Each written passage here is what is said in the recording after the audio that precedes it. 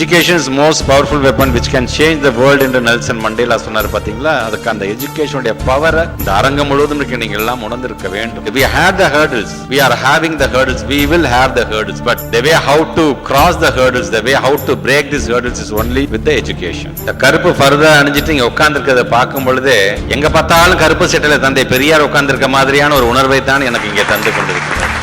அதுவும் 1916க்கு முன்பு இது போன்ற பட்டாதாரிகள் கிடைத்திருப்பார்களா என்று சொன்னால் கிடைத்திருக்க வாய்ப்பே இல்லை. தமிழ்நாட்டினுடைய கல்வி, பொருளாதாரம், இடஒதுக்கீட்டை எல்லாம் மாற்றி காமித்ததே ஒரு சங்கம் தான்.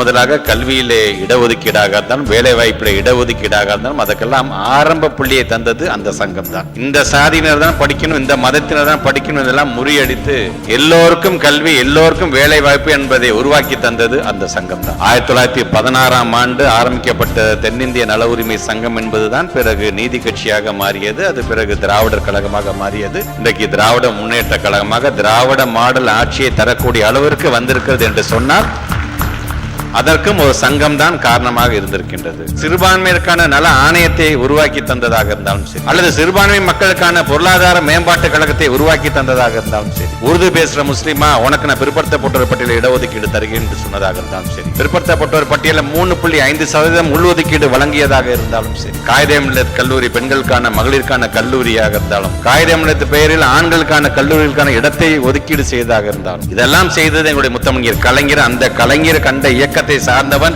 என்கின்ற பெருமையோடு தான் இன்றைக்கு உங்கள் முன்பு நாங்கள் நின்று கொண்டிருக்கிறோம்.